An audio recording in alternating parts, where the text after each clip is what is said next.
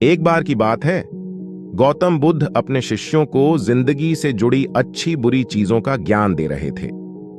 सभी शिष्य उनकी बातों को बहुत ध्यान से सुन रहे थे। उन सभी में एक शिष्य ऐसा था जिसे प्रश्न पूछने की बहुत आदत थी। वो उठकर गौतम बुद्ध के पास गया और उनसे बोला, आप हमें जिंदगी के बारे में जो कुछ सिखा रहे हैं उस सब का क्या फायदा, क्योंकि हम में से बहुत से बच्चों को यह भी नहीं पता कि हमारे जीवन का मूल्य क्या है और ये जीवन हमारे लिए कितना कीमती है। पहले आप हमें ये बताइए कि इस जीवन का मूल्य क्या है।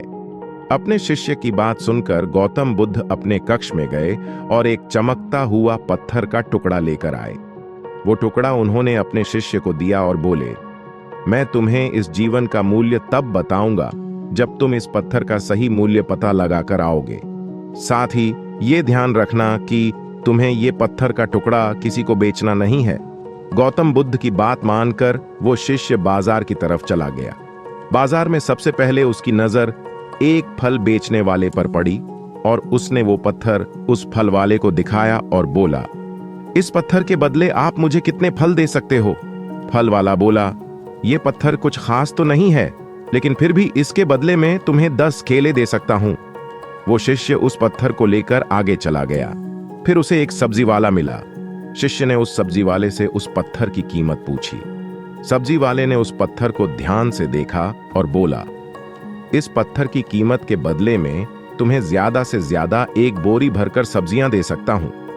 इसके बाद वो शिष्य उस पत्थर को लेकर एक सोने के व्यापारी के पास गया। उस पत्थर की टुकड़े की चमक देखते ही उस सुनार ने उसकी कीमत 100 सोने के सिक्के लगाई।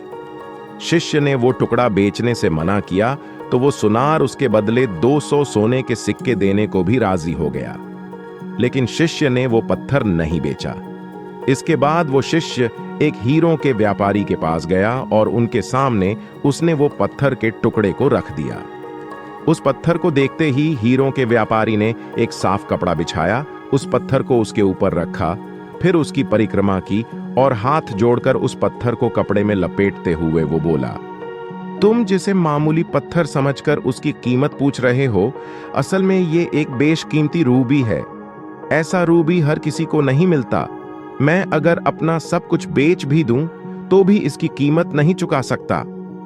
उस व्यापारी की बातें सुनकर वो शिष्य हैरान हो गया। वो दौड़ा दौड़ा सीधा बुद्ध के पास आया और उन्हें उसने जो कुछ भी बाजार में हुआ वो सब बताया।